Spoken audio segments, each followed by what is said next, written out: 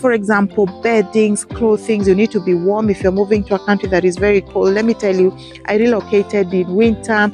I came from an area where it was 35 degrees centigrade. In that December, I had visited an area of 33 to 35 degrees centigrade. Imagine when I arrived at the airport here in UK, it was -1.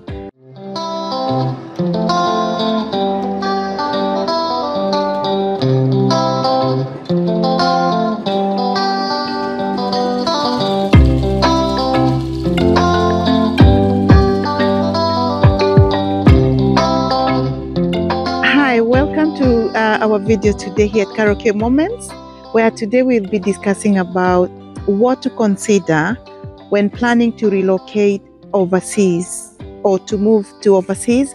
These are some of the areas that I find them very necessary and very important, even as someone is planning to relocate. And by the way, these are some of the things I could have done myself and some that I didn't do. But after that and learning what is important, that's why I want to share with you some 10 major points that are important for you to consider when you want to relocate. And the first one that I want to consider is you need to have the precise reason. What is the reason that is making you want to relocate from your country of origin to where you want to go? For example, you want to move from any country in Africa and you want to go and work in the US, in the UK, Australia, or even maybe vice versa. You want to relocate from the UK to go to Africa or from wherever, but it's an overseas kind of an assignment. Most of the things that are important, sometimes without knowing, you might make a mistake of not, and you will find yourself getting into problems and struggling to settle in your new relocation overseas. So one of the things is know the reason. For example, you might be joining your spouse as a husband or as a wife to a husband, you're joining your wife who is overseas. It is very important for you to get to understand the country of origin that you're joining your spouse who is in that country. The expectation, for example, the lifestyle.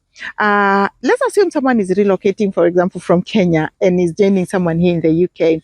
You need to remember there are many things that you need to ask yourself how you're going to be finding your husband here or your wife here that could be different. For example, the type of expectation of transportation, maybe the accommodation, the neighborhood, the schools for your children, if you have any. You need to start planning for that. It's really helpful so that by the time you're coming as a spouse, you need to know in your position. And what is amazing, as a couple, you need to plan for even things that you might not have thought about. For example, cooking. Cooking is a life skill that is very important here in the UK because you need to know on how to cook, how to support your wife as a man, and even how to be able to support them when the children, maybe you're the only spouse at home and your wife is working, how to tuck your children back to bed. I know mostly where we are right now, even in Kenya and in Africa and in places, things are starting to change. Our men are helping in the kitchen. Kudos to those ones who are helping. Some are even better cooks and better with house chores than even some of the women. So that is a very important life skill. If you do not know, please start encouraging yourself because it is a skill that will be very important when you relocate, because also the cost of hiring a nanny or someone to take care of your children here in the UK, it's very high. And even when you talk with other friends who are like in Australia, Canada, and America, it's very high, whereby in Africa, for example, like Kenya, it could be very affordable. All my friends in other areas like Nigeria and Zimbabwe, we talk of the same. It could be cheaper back at home in Africa, but here it's expensive. So for a man who knows how to take care of children, house chores, cooking, it becomes easy. If you're joining your wife who is overseas, it becomes a skill. So it's very important to know the main reason and how you're relocating. It helps you to plan better. Number two, if you are relocating now for work, maybe you have gotten a contract overseas, you've been able to look maybe online, you've been able maybe to get it through a friend or through an agency, you've been recruited. There are things that are found very fundamental for you when you're planning to relocate. Number one, negotiate your contract while still you're back at home in your country of origin. When you negotiate your contract when you're still back at home, it's easier because Not everybody, by the way, who relocates because they don't have a job. Some of us who relocated, we still had jobs in Kenya. We still had jobs in Africa, in many other countries, Namibia, Zimbabwe, Zambia, Nigeria, South Africa, every other country, for example, in Africa. Even my friends in India, they also say about that. But you are still managing somehow within that country. So you do not also want to find yourself not negotiating your contract and find when you land here, maybe even your job that you are having back at home is better. So negotiate your contract, and terms that are very important to negotiate its terms of employment. How long is the contract? Do you need any certificate of sponsorship that you may need for you to be working in a foreign country? What is the salary? What is the accommodation plans that maybe your employer is going to offer you some? Any transportation, maybe expenses that is going to meet, or also it's important to know even termination. When we are negotiating about our contracts, it's important also to know about termination, because if you do not know your termination and when you come you find that maybe you've relocated to a foreign country, termination, it is maybe warped up or not very clear. Maybe it's only you who can give your termination notice, or it's only your employer who can give, or those things of maybe any benefits that you have you will lose. What will happen? So when you are still in your country of origin, discuss your contract with your new employer overseas very, very precisely. For example, when I relocated, I knew exactly how much I was going to earn. I knew exactly the amounts of money that I was going to be getting per hour. Mostly here it's negotiated per hour. So how many hours per week, how many hours translated per month, translated into a salary, wages, salary per month. I was able to calculate that and knew precisely how much. So it became easier. I knew my accommodation perspectives, that I was going to be given some accommodation. We negotiated, and I knew for 1 month it was going to be free. Then the next 2 months I was going to pay half of that. And then the next 3 months, from the fourth month now, after the 3 months, the first month for free, the next 2 months half rent. Then the next 3 months, from the next 3 months, every other month it was to be fully paid. So you see, when it's clear like that, if you have other bills that you still have back in Kenya that you're still paying, or back in your country of origin, you'll be able to do your maths and see, is it a good deal or it's not a good deal? It's very important for you to do that. How about termination? You need to know, oh, what if I relocate to that new country and termination is 24 hours, for example? It might not be a good deal, because if you're terminated and you're in a foreign country, how will you survive? Then you also need to know, do you have any off days? Do you have any annual leaves? What shifts will you be working? Will you be working during the day or not? Are you going to a city? Start also researching that city. Is it an expensive city? If you want to continue remaining there, will you afford the rent? Will you be able to, for example, personally, when I relocated, I never wanted to be in a big city. So a city like London, I knew I didn't want to. I think having been in Nairobi throughout my life, I never wanted another hustle and bustle of a big city. I knew I wanted the countryside, which generally I enjoy countryside. So I chose an area. When my agency was recruiting me, I chose an area that is way far, not near London. You see, everybody has what they like. Negotiate. During negotiation and contracting, when you're reading through your contracts, that's the best time to read some of those things. Not when you land here, is when you're wondering, so what next? Okay. Transportation. I knew where I was going. I was not very sure of the transport. Let me be honest with you. This is one of the areas I can say I never negotiated well. So I wasn't very sure of the transportation, because I was told, you can easily get people who live near there, who you work with, and they'll be taking you there. So that one was not very clear. And another thing that I needed to know was accommodation. It was not near. It was like 1 hour away walk. So you see, because I had not planned well for that, and I had not thought about it, and I came at that time, you are relocating, maybe you are not driving, so you need to plan for that. It was really a struggle to be walking like 1 hour to and fro from work, and I came during winter, so it became very difficult. You have to use taxi, which becomes very expensive at that point. Negotiate all those things we say tidbits, they sound like they're not very important. I realize it's very important. Negotiate your transport, accommodation, so that you can see according to your salary whether you're still, is it valuable, is it a good deal? All right. So, number 3, as you're planning to relocate, prepare for your documents. You need a signed contract.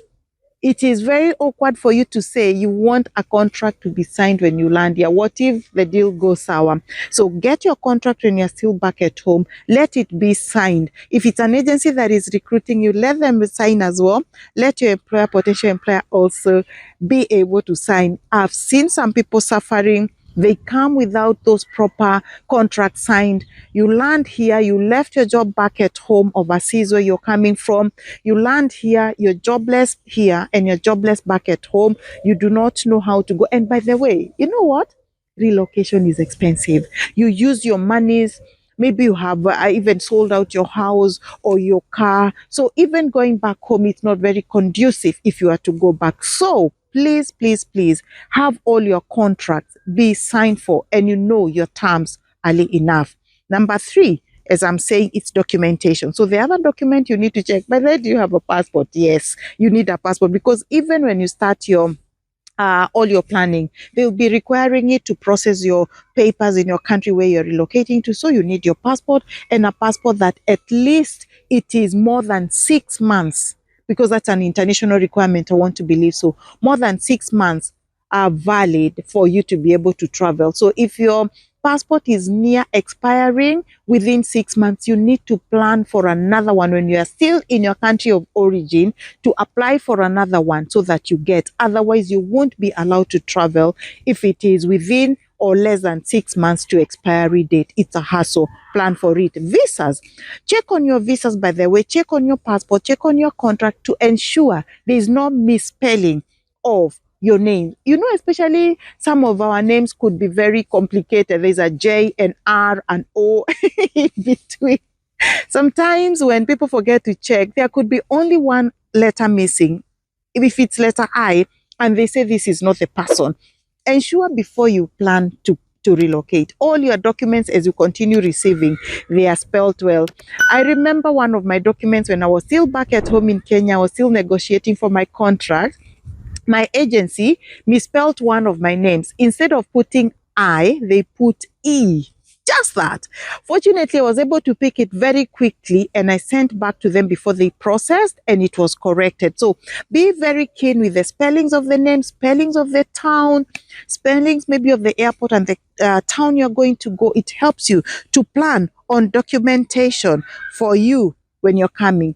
Maybe still on documentation, you need to know who is receiving you at the airport, so that in case there's someone who is receiving you at the airport, you need to know their name and maybe where they'll be positioned in something. Fortunately, that is one of the things that I had planned for.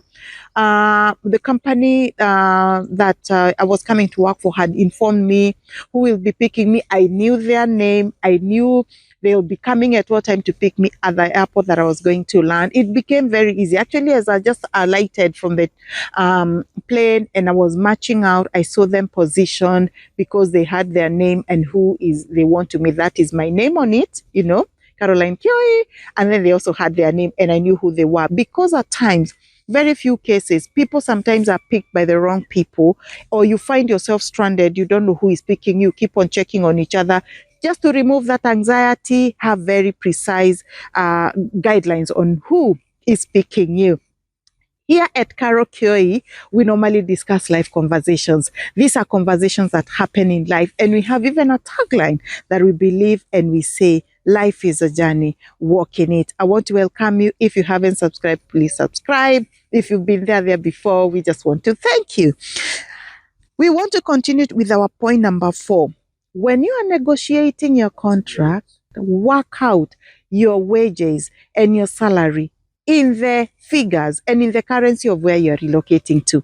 You need to do that because you need to know how much it is, the expenses of that country. Because the country of origin, sometimes the figures may sound very, very like a lot of money, but when you relocate to that country, it sounds very little. For example, in my country, Kenya, maybe when you say someone is earning a salary of 80,000 Kenya shillings, it could be enough. It could be good money.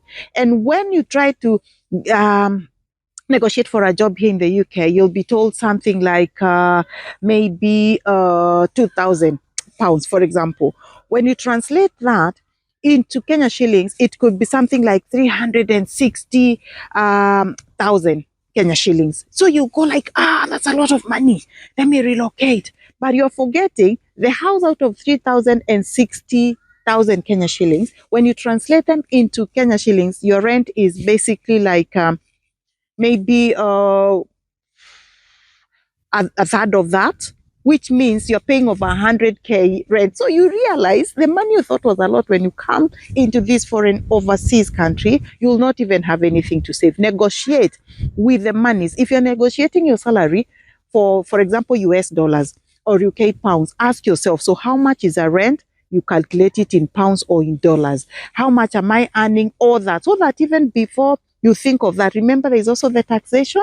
You find, if I'm remaining with £200, is it going to meet my needs, my bills for the house, eating? Maybe I still have a sick mom, a sick dad. Maybe my children are still back overseas, I'm educating. Please negotiate your salary and think like with the foreign currency, not from the country you're coming from, because you might make a mistake.